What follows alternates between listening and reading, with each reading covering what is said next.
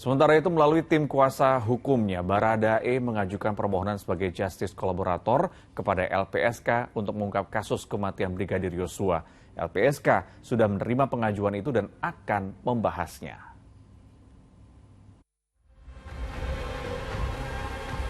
Tim kuasa hukum Richard Eliezer Budihan Lumiu atau Baradae Senin siang mendatangi kantor Lembaga Pelindungan Saksi dan Korban. Kedatangan mereka untuk mengajukan permohonan klien mereka sebagai saksi pelaku yang bekerja sama atau justice collaborator dalam kasus pembunuhan Brigadir Yosua. Tim kuasa hukum juga mengungkapkan bahwa ada pernyataan baru yang disampaikan oleh kliennya. Dengan mengajukan diri sebagai justice collaborator, Baradae bersedia bekerja sama untuk mengungkap apa yang sesungguhnya terjadi terkait kematian Brigadir Yosua. Untuk kepentingan membuka dan membuat terang ini persoalan, termasuk membuat terang siapa pelaku utamanya, tentunya Baradae dengan rasa plong dengan hati yang matang, dia menyatakan kesiapannya untuk menjadi justice kolaborator. Jadi dengan demikian pada hari ini atas persetujuan dari Baradae kami mengajukan surat permohonan pengajuan pelindungan saksi atas nama Richard Eliezer Budihan Lumiu. Sejumlah keterangan dan fakta baru yang diajukan Baradae melalui kuasa hukumnya sudah diterima oleh LPSK.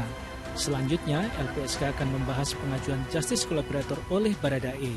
Kami sudah mendengarkan apa saja yang menjadi poin-poin keterangan baru dari Baradae, juga sudah disampaikan kepada kuasa hukum dan juga sudah dituangkan dalam BAP.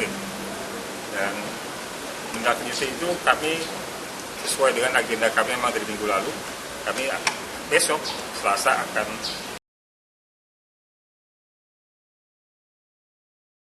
pelaku tindak pidana yang bekerja sama dengan penegak hukum untuk membongkar kasus hukumnya secara menyeluruh, baik dalam penyidikan maupun penuntutan.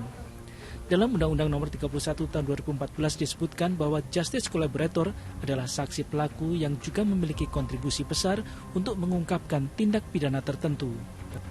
Untuk dapat menjadi justice collaborator, seseorang mesti memperoleh rekomendasi dari LPSK. Selain mendapat rekomendasi perlindungan, seorang justice collaborator juga dapat memperoleh keringanan hukuman. Dalam kasus hukum di Indonesia, sejumlah nama pernah menjadi justice collaborator. Di antaranya Muhammad Nasaruddin dalam kasus korupsi Wisma Atlet dan tindak pidana pencucian uang di perkara saham Garuda Indonesia. Sebagai justice collaborator, hukuman Nasaruddin dipotong dari 13 tahun menjadi 9 tahun. Lalu ada Agus Condro Prayitno dalam kasus suap pemilihan Deputi Gubernur Senior Bank Indonesia. Hukuman Agus Condro pun dipangkas dari 1 tahun 6 bulan menjadi 1 tahun 3 bulan.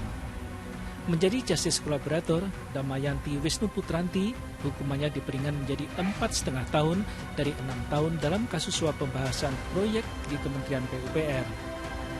Ada yang berhasil, ada juga yang ditolak menjadi justice collaborator dalam kasus hukumnya.